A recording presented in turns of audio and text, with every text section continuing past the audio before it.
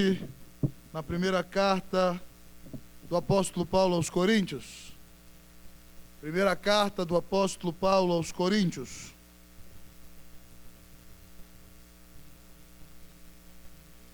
Primeira carta de Paulo aos Coríntios. Nós faremos a leitura no capítulo de número 15. Primeira carta de Paulo aos Coríntios, capítulo de número 15. Hoje, por causa da pressão, eu vou evitar de caminhar muito. Se bem que é difícil segurar o coração. Né? 1 aos Coríntios, capítulo de número 15. Eu quero convidar você para se colocar de pé.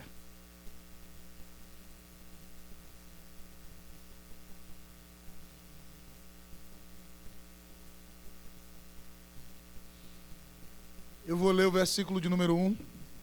Você vai ler segunda vez, nós vamos ler terceira depois juntos.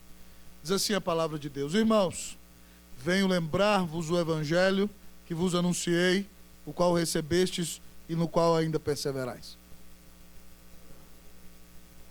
Espera aí, pessoal, era o 1, eu falei que era o 1. Vamos lá, vou começar de novo. Eu leio primeira vez, vocês segunda vez e nós todos juntos terceira vez. Vamos lá.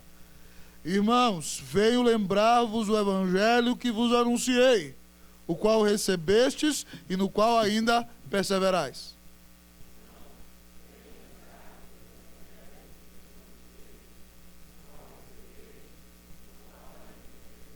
Mais uma vez todos. Irmãos, venho lembrar-vos o evangelho que vos anunciei, o qual recebestes e no qual ainda perseverais. Pai, fala ao nosso coração, Deus. Exalta o nome de Jesus. Deus, obrigado, Senhor, porque o evangelho é o melhor presente que nós já recebemos. É a melhor notícia que já ouvimos. É a maior bênção que já nos visitou. Ó Deus, muito obrigado, porque esse evangelho é o poder de Deus para a salvação de todo aquele que crê. E muito obrigado porque o evangelho é o próprio Cristo. Então, grande Deus, nessa hora, nós pedimos que o Senhor abra o céu, Senhor, e derrame graça sobre nós, enquanto ouvimos as Escrituras. Que cada um que aqui está, esteja, pois, certo de que ouve a voz do próprio Espírito de Deus que fala na Escritura. Ó Deus, exalta o nome de Jesus, nosso Salvador. Aquece os nossos corações e anima a nossa alma com teu precioso evangelho nessa noite. É o que nós te pedimos, Deus, em nome de Jesus, para a glória de Jesus. Amém, amém, amém. Pode sentar, irmão queridão. Em nome de Jesus.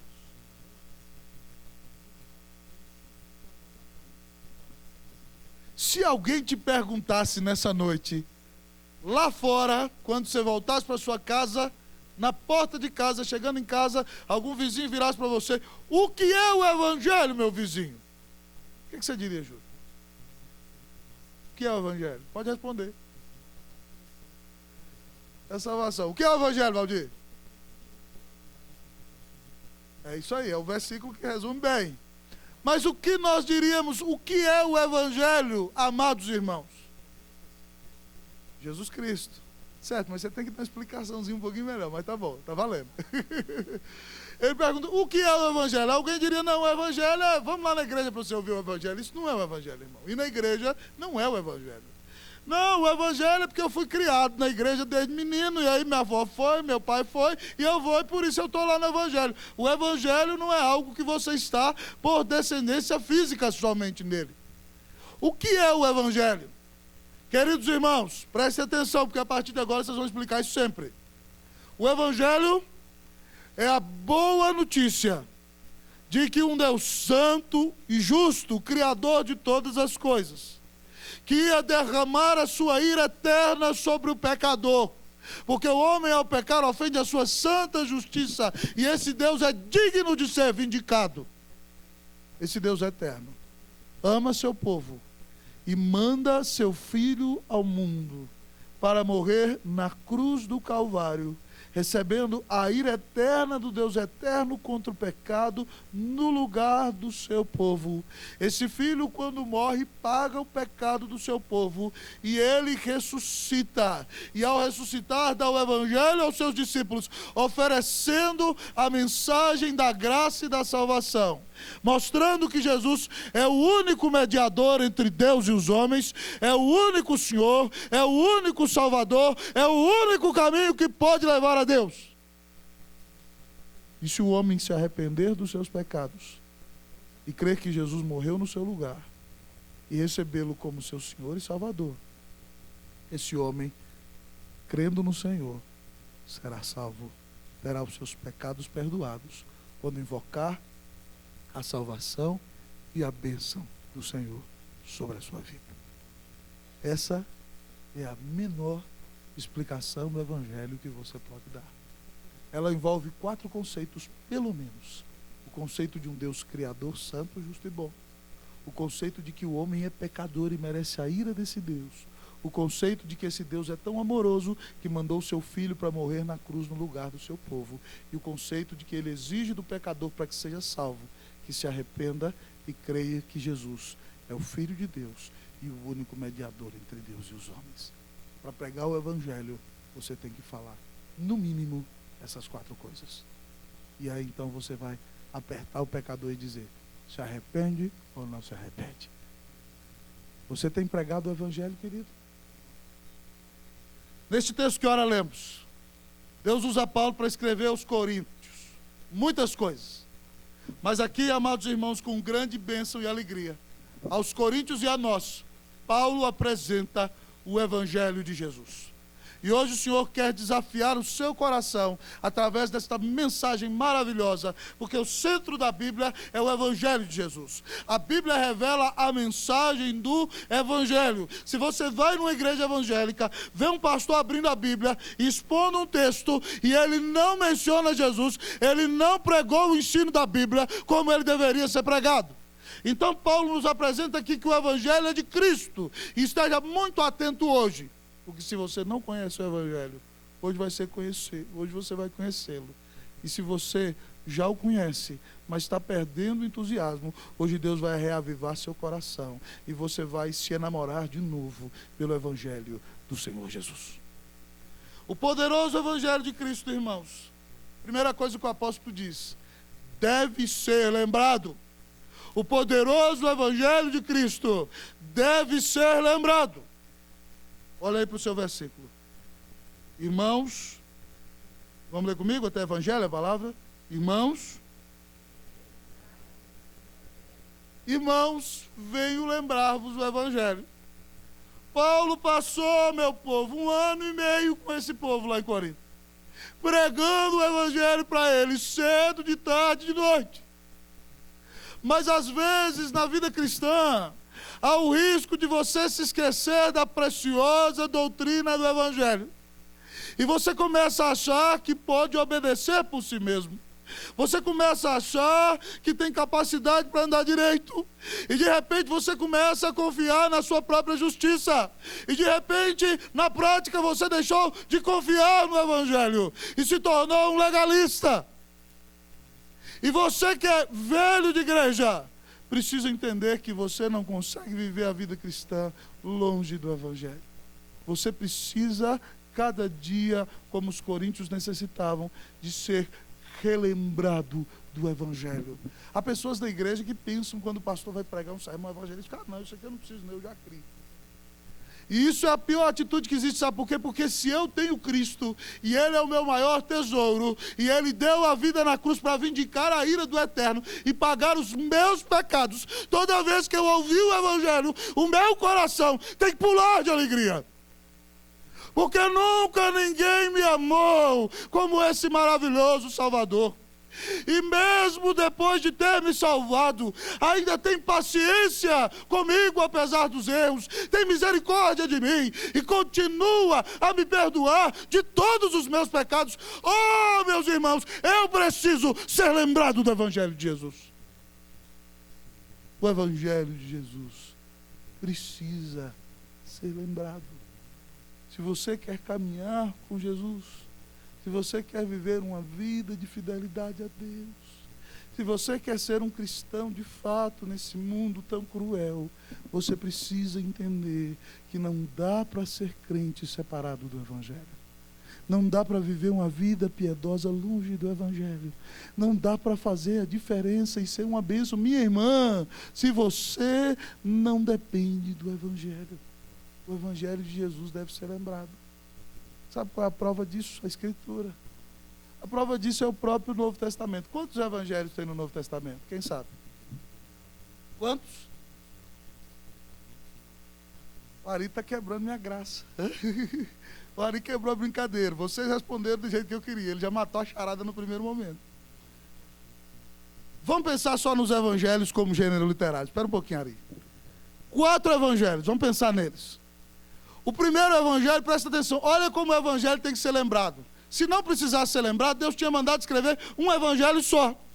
Mas aí você pega Mateus, que escreve o evangelho e mostra o Salvador, mas apresenta Jesus como o rei prometido no Antigo Testamento.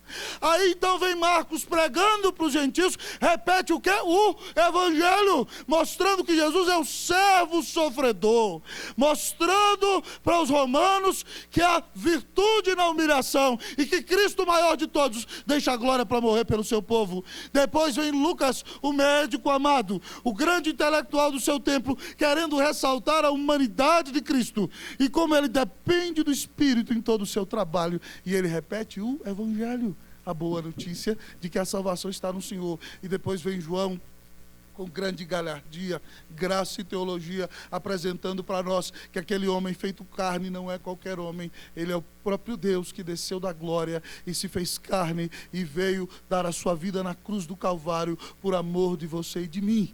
Esses são os 4 gêneros literários, mas meu irmão Ari respondeu: quantos livros tem que se prega o evangelho no Novo Testamento? São 39 no Antigo, 27 no Novo. Sabe por quê? Porque os evangelhos pregam Cristo, mas você pega Atos, e Atos dos Apóstolos prega o crescimento da igreja que prega o evangelho de Cristo. Você pega Romanos, e Paulo ensina teologicamente todo o fundamento do evangelho, a ponto de que sua carta é chamada do 5º evangelho. Você pega essa carta aos Coríntios e o vê pregando o evangelho de novo para os Coríntios. Você vê a 2ª carta e ele diz: eu sou ministro da reconciliação. Você pega Gálatas e ele espreme os Gálatas, porque eles estão abandonando o evangelho e estão seguindo a lei. Você pega Efésios, lá ele ensina que você foi escolhido antes da fundação do mundo, comprado por Cristo na história e salvo pela aplicação da obra do Espírito no seu coração, na tua vida. E você depois vai Gálatas, Efésios, Filipenses, para um povo que está sofrendo. Ele relembra o evangelho de Cristo. E depois para os Colossenses, ele mostra que Cristo é o centro da história, o centro da vida, o centro das Escrituras, o centro de tudo que há no mundo. Depois, na primeira carta aos Tessalonicenses, ele prega o efeito que o evangelho teve na vida deles. E na 2ª carta ele diz: esperem o céu, porque o evangelho que vocês receberam é verdade. Para Timóteo, um jovem pastor, ele diz: não deixe de pregar o evangelho, meu filho. Na 2ª carta ele diz: cumpre o trabalho de um evangelista. Para Tito, ele prega a palavra ensinando como o evangelho transforma a vida na prática de cada um. E eu vou parar por aqui.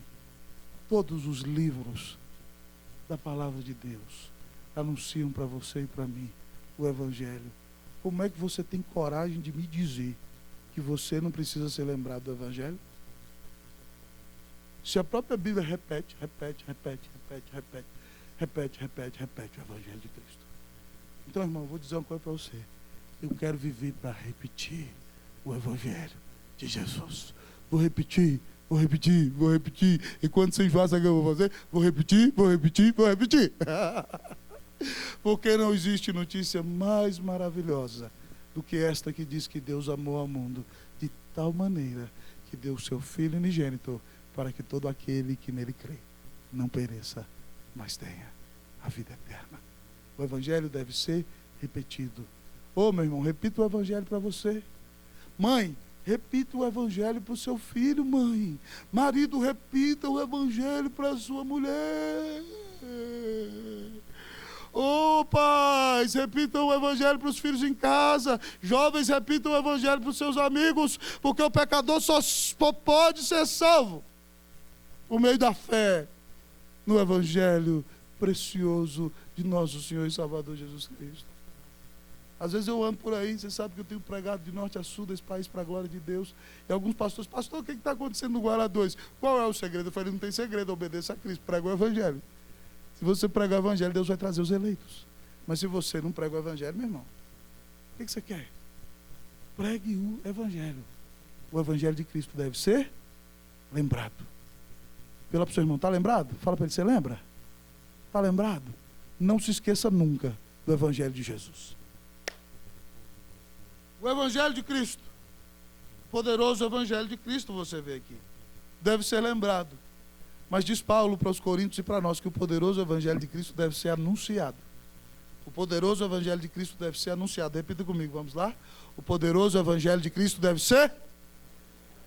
Olha aí, até a palavra anunciei. Você vai ler para mim. 1, 2, 3, pode ler.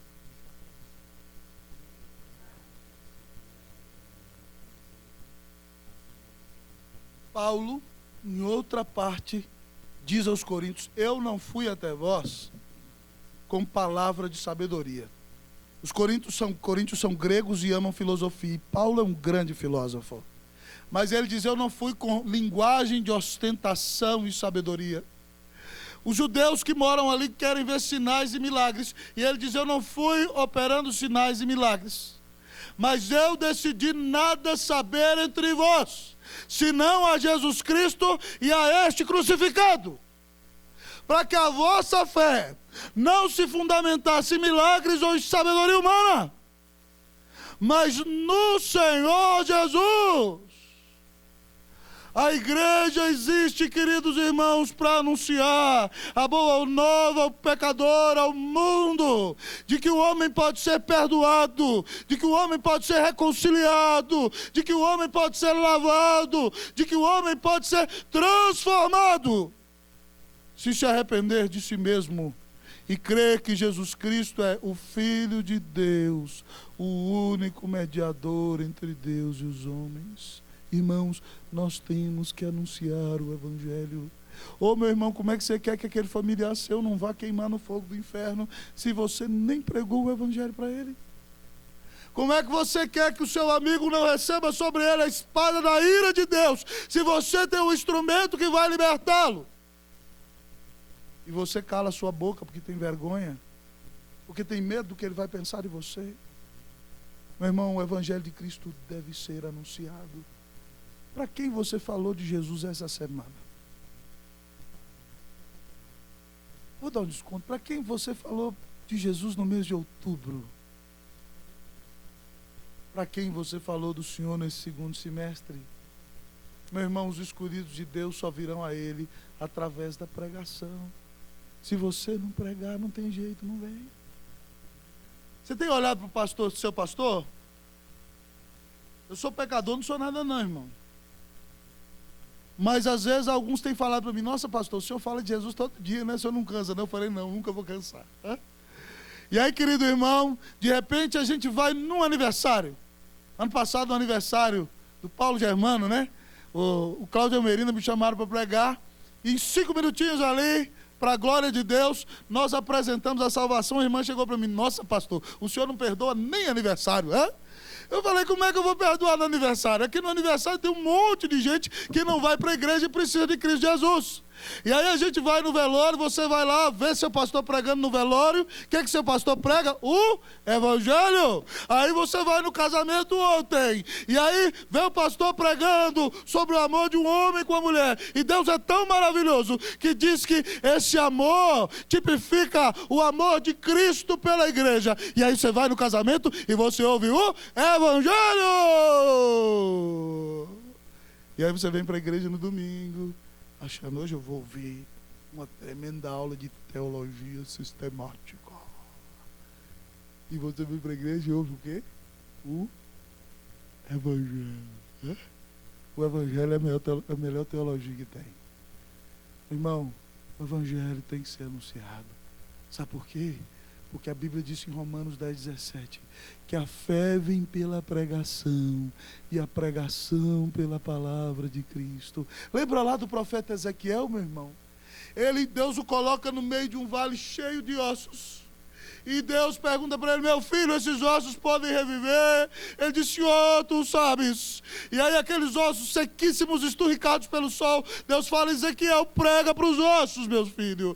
E ele fala, ossos secos, ouvi a palavra do Senhor. Eis que o Senhor vos juntará, fará crescer tendões sobre vós, fará crescer carne sobre vós, e porá em vós o Espírito, e vivereis, e sereis um exército grande e extremo. E Ezequiel prega, irmão, e nem Steven Spielberg conseguiu pintar uma cena dessa, porque a Bíblia diz que os ossos começam a tremer, e eu imagino um osso lá da ponta voando e pá, no alto, juntando com outro osso, e de repente vira esqueleto, e aí cresce o tendão, e cresce a carne, e lá está aqueles corpos, mas irmãos, a Bíblia diz que eles ainda estão mortos. Aí Deus fala para Ezequiel: clama o Espírito, ore pela intervenção do Espírito. E Ezequiel diz: vento que vem dos quatro cantos, sopra sobre estes mortos para que vivam. E aí o Espírito de Deus sopra neles, e eles ressuscitam, amados irmãos, e se tornam um exército poderoso, grande e extremo. Isso é o que Deus faz com você. Isso é o que Deus faz quando o poderoso Evangelho de Cristo é pregado. É o que Calvino dizia: você não separa a palavra do Espírito, porque quando a palavra é pregada com fidelidade, o Espírito sopra vida nos corações. E aí então, amado irmão, a gente prega, e você olha de repente para um morto, e sabe o que acontece? O cara não queria nada com nada. Ele era o maior cabeça dura. Ele não estava nem aí para Deus. Ele vinha para a igreja e tinha cara de pau de ficar dormindo no culto. Não tinha vergonha nenhuma. E de repente então, ele um dia ouve o Evangelho. Uau! Cristo morreu por mim. Ele ressuscita. O Evangelho tem que ser anunciado todo dia. Sabe por quê, irmão? Porque tem gente que vem na igreja, é filho de crente, é filho de oficial, de diácono, de presbítero, de pastor, e não é crente e vai para o inferno se não for convertido por Cristo Jesus. Então, o povo tem que ouvir o Evangelho, porque só o Evangelho é que pode transformar e mudar a vida do pecador. Nessa igreja, nós estamos comprometidos com a pregação do Evangelho de Cristo Jesus. Oh, quão poderoso é o Evangelho de Cristo. Mas o poderoso Evangelho de Jesus, além de ser lembrado e além de ser anunciado, o poderoso Evangelho de Cristo deve ser recebido. O poderoso Evangelho de Cristo deve ser recebido. Repita comigo, vamos lá. O poderoso Evangelho de Cristo deve ser. Pergunte para o seu irmão: você já recebeu a Cristo? Se não recebeu, hoje é o dia. Receba Jesus. Versículo aí. Você vai ler para mim até a palavra recebestes, o versículo. 1, 2, 3. Pode ler. Vamos lá, irmãos.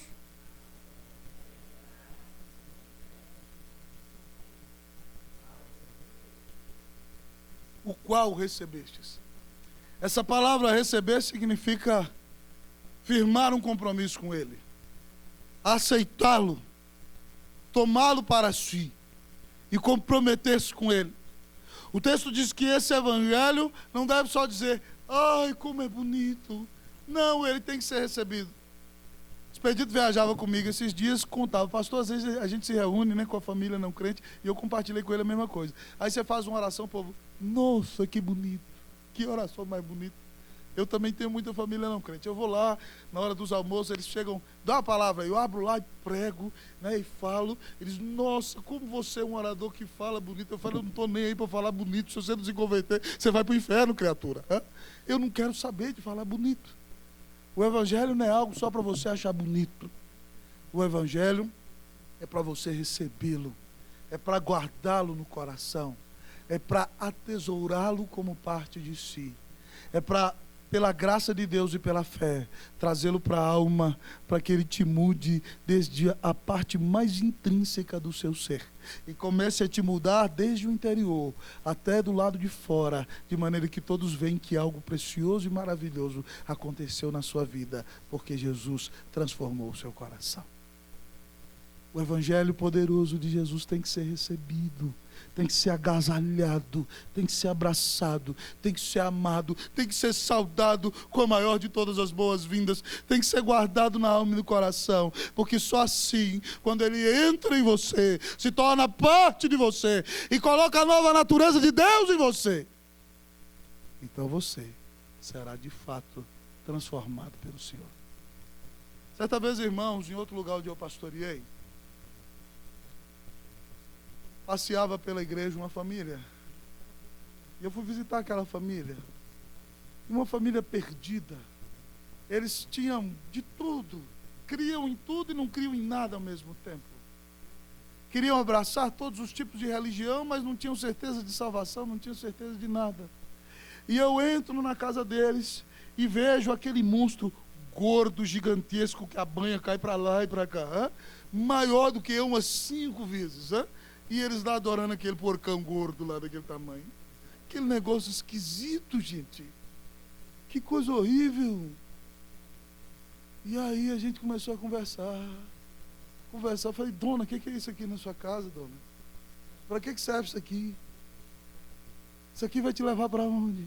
E a gente começou a conversar. E ela começou a ir para a igreja, e o marido indo. E de repente um dia, irmãos, o evangelho é repetido, é anunciado, e Deus faz assim, puf, abre os olhos daquela família. Aquele casal se prostra na presença do Senhor, é trazido a Ele. Depois de um tempo, aquela mulher muito inteligente começa a falar de Jesus por todo lugar onde vai. Começa a falar de Jesus que salva, que transforma, que muda, que deu a vida na cruz por ela e que ela nunca mais seria a mesma.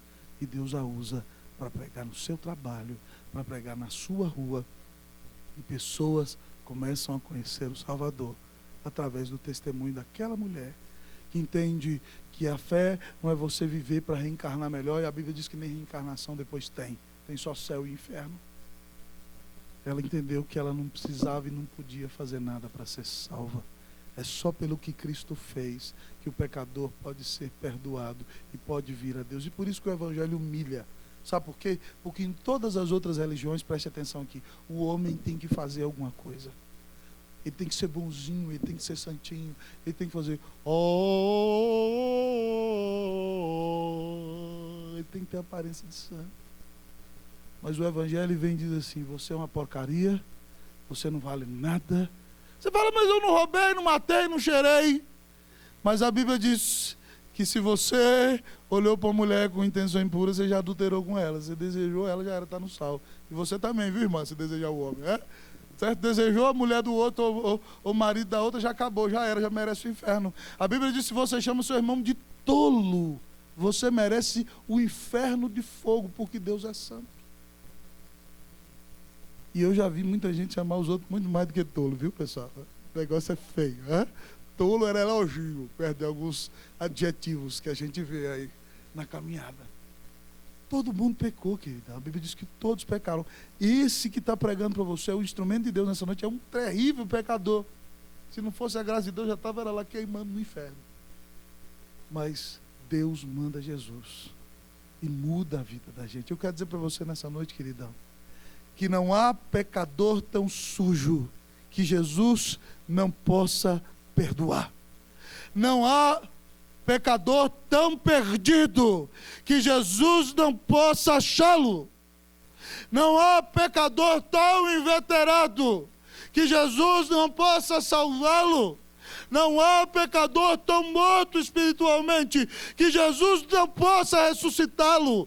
Nessa noite, se você está aqui ouvindo esse precioso evangelho, eu quero lhe dizer que Jesus morreu na cruz no seu lugar, quer te dar perdão, quer te dar a vida eterna, quer se reconciliar contigo, quer te abraçar, quer trazer o Espírito para o coração, quer dizer para você que há um lugar garantido nos céus, quer dizer que a paz, a indulto celestial, a alegria, a comunhão com Deus, há um novo momento na presença do Senhor.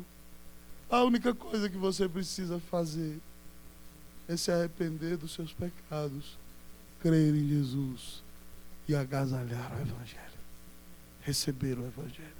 Como eu recebo, pastor? Creia que Jesus é o Filho de Deus, querido. Diga, Jesus, eu me arrependo e creio que Tu és o meu Senhor, o meu Salvador, o Filho de Deus.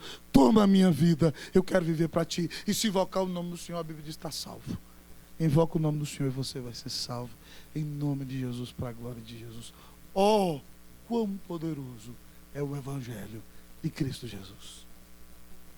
Mas em último lugar, nessa noite, amados irmãos, porque nós vamos continuar a exposição do texto nos próximos domingos. O Evangelho de Cristo deve ser lembrado, o Evangelho de Cristo deve ser anunciado, o Evangelho de Cristo deve ser recebido, mas o Evangelho de Cristo nos leva a perseverar. O Evangelho de Cristo nos leva a perseverar. Leia o versículo todo aí. 1, 2, 3, pode ler.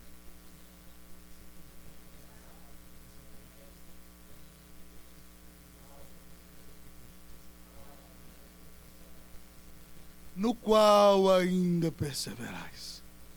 Palavra usada no original aqui, histemi, significa paciência. Manter-se no caminho. Perseverar, caminhar com paciência, sem se desviar para a direita ou para a esquerda. Você, meu amado irmão, se creu no Evangelho, precisa perseverar no Evangelho. Tem muita gente que diz, um dia eu criei. E aí fala, e agora eu vou cair na gandaia. Não creio coisíssima nenhuma. Você se converteu. Você se convenceu. Você se converteu a si mesmo. Mas você não se arrependeu dos seus pecados.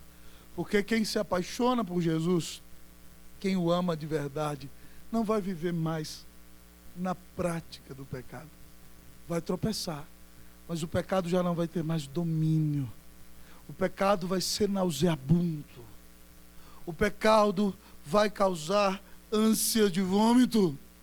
Quando você pecar, o Espírito vai convencer você de pecado e o pecado vai entristecer seu coração. E você vai tropeçar até para te humilhar e para te mostrar quem você é sem Jesus. Mas o pecado já não é mais regra na sua vida. Quem domina agora é o Senhor. E por isso, Paulo diz que aqueles coríntios têm que perseverar. E a palavra de Deus diz que os crentes da igreja presbiteriana do Guará 2 têm que continuar perseverando em nome de Jesus. Irmãos, nós só perseveramos no Evangelho pela graça de Deus. Tito capítulo 2, versículos 11 a 13 diz assim, porquanto a graça de Deus se manifestou salvadora a todos os homens, educando-nos para que, renegadas a impiedade e as paixões mundanas, vivamos do presente século sensata, justa e piedosamente.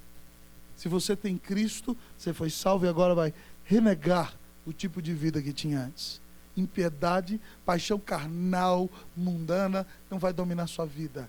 Você vai viver de maneira sensata, justa e piedosa. E se você vive entregue a paixões mundanas, talvez é porque você se convenceu de que tinha Deus no coração, mas você não tem Jesus. Precisa se arrepender dos seus pecados hoje, senão você não vai ser salvo, não vai ser perdoado, não vai para o céu. Você precisa perseverar no Evangelho. Irmãos, no século XVI, há um monge agustiniano, alemão, grande estudioso da teologia, fez seu doutorado, mas um homem tremendamente estrito, faz as penitências 3 vezes mais do que qualquer outro realiza, açoita as suas próprias costas, nas noites mais frias da Alemanha, querendo sofrer para ganhar a salvação, ele dorme sem cobertor. E muitas vezes fica doente, com a cabeça estourando de dor, por causa da rinite, da sinusite e de tudo aquilo que termina com it. Aquele homem jovem, com os olhos inchados, com a cara sulcada, com a vida sofrida, doutor em teologia, pergunta para ele, Lutero, você ama a Deus? O quê?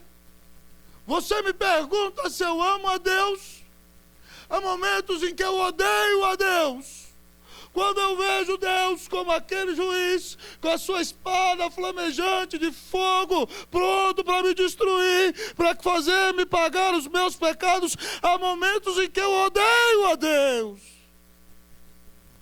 Porque eu não posso satisfazê-lo, eu não posso obedecê-lo. Mas aquele monge continua ali na idade das trevas, tentando buscar a Deus. E ele começa a expor na sua igreja a carta de Paulo aos Romanos. E no ano de 1513, quando está expondo Romanos à igreja de Wittenberg, Lutero lê Romanos 1, 16 e 17, onde Paulo diz: porque não me envergonho do Evangelho, porque é o poder de Deus para a salvação de todo aquele que crê, primeiro do judeu e também do grego, visto que a justiça de Deus se revela no Evangelho de fé em fé, porque está escrito: o justo viverá pela fé. Então Lutero entende que nenhuma obra que ele faz pode ganhar salvação para ele, que Cristo Jesus foi quem conquistou a salvação com a sua obra perfeita na cruz, e Lutero crê em Cristo, e de repente, querido, a luz do Evangelho brilha nas trevas da escuridão daquela alma. Aquele homem deprimido, triste, execrado, se torna um homem alegre, cheio do Espírito, cheio de vida, se torna um dos maiores pregadores e teólogos da história da igreja.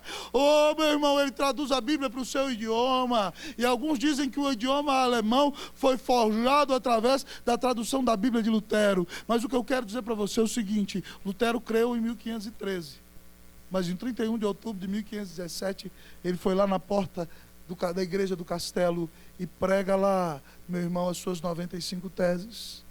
E aí então, quando o Papa vai e prepara a bula de excomunhão de Lutero, ele sendo monge, doutor em teologia, ele pega a bula de excomunhão e queima na praça pública e persevera.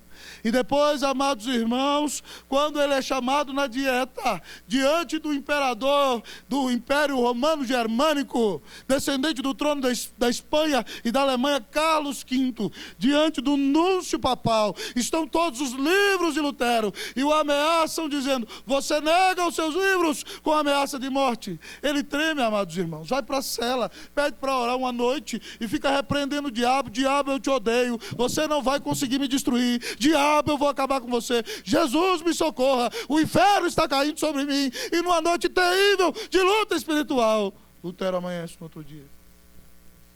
E perguntam para ele: você nega tudo que você escreveu aqui? A menos que se me convença pelas Sagradas Escrituras ou por qualquer argumento de razão, eu não posso ir contra a minha consciência. É verdade que concílios e pontífices têm errado em suas atitudes e posturas em toda a história da humanidade. Eu não posso ir contra a palavra de Deus, nem contra a minha consciência. Que Deus me ajude. Amém. E ele só não foi morto pelo imperador ali, porque Deus é bom. Ele consegue fugir, traduzir a Bíblia, e se levanta como uma luz que pregou o Evangelho em toda a história. Lutero perseverou. Você também precisa perseverar. Não adianta dizer que um dia creu e viver como um demônio, viver como um pagão, ser um frio espiritual, ser alguém que não ora mais, ser alguém que o coração não queima mais de amor por Jesus, ser alguém que acha que engana Deus, viver uma vida hipócrita e cheia de pecado. Você precisa perseverar. Ô meu irmão, Deus está te chamando hoje a perseverar. O diabo tem armado para você, tem querido te enganar, tem dito que ninguém está sabendo, Deus está vendo tudo. De Deus não se zomba. Se você tem vivido uma vida fria, uma vida morna, uma vida suja, uma vida de hipocrisia, uma vida de pecado, preste atenção. O Senhor manda te dizer nessa noite que você precisa perseverar no Evangelho. Não dá para brincar de crente. Você precisa se manter firme na palavra e caminhar todos os dias da sua vida com a pessoa maravilhosa de Jesus. Se você pecou, bendito do Senhor. A palavra maravilhosa diz que se confessarmos os nossos pecados, Ele é fiel e justo para nos perdoar os pecados e nos purificar de toda injustiça. Há perdão para você. Se arrependa, clame a graça do Senhor e o Senhor vai te perdoar. Mas preste atenção, Ele vai mudar você. Ele não vai deixar você do jeito que você está. Oh, quão poderoso é o Evangelho de Cristo. Por isso, deve ser lembrado, deve ser anunciado, deve ser recebido. Isso, se isso realmente aconteceu com você, Ele vai te levar a perseverar. E se você é de Jesus, das mãos dele, ninguém jamais vai te poder arrebatar. Que essa igreja ame o Evangelho, ame o próprio Senhor que é o Evangelho. Que você se entregue de corpo e alma totalmente ao Evangelho. Que o Evangelho seja o maior amor da sua vida. Que você seja centrado, tocado, quebrantado, dominado e transformado pelo Evangelho de Cristo Jesus. Que o Evangelho transforme a sua vida em nome de Jesus, para a glória de Jesus. Amém, amém e amém. Vamos orar.